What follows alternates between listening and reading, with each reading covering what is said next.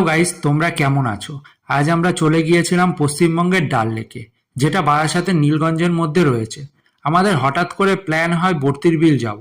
সেই মতো আমরা গাড়ি নিয়ে বেরিয়ে পড়ি। তারপর সেখানে পৌঁছে দেখি প্রচুর জল জমে গেছে সেখানে।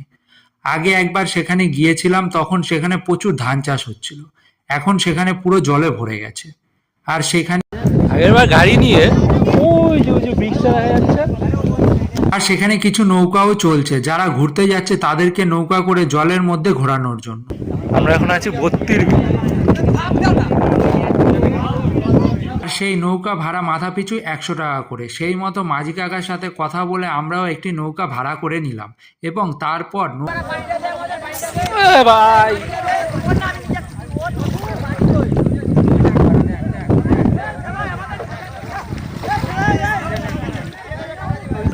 কোথায় শাপলা আছে নিয়ে যাবে তো?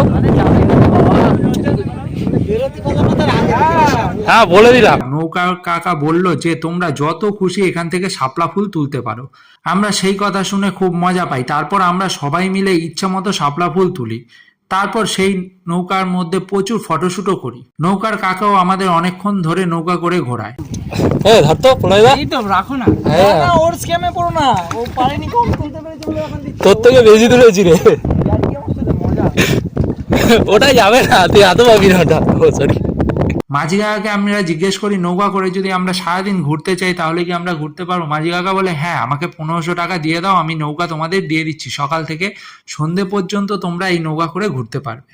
আমরা কাকাকে বলেছিলাম আমরা পরে আবার একদিন এসে পুরো সারাদিনের জন্য নৌকা ভাড়া করে নিয়ে ঘুরবো।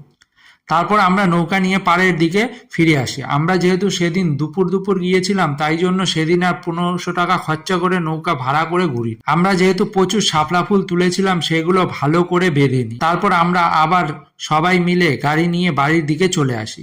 ভিডিওটা যদি তোমাদের ভালো লেগে থাকে তো অবশ্যই একটা লাইক করে দিও, আর কমেন্টে জানিও যে তোমরাও এর মধ্যে ভর্তির বিল গেছো কিনা।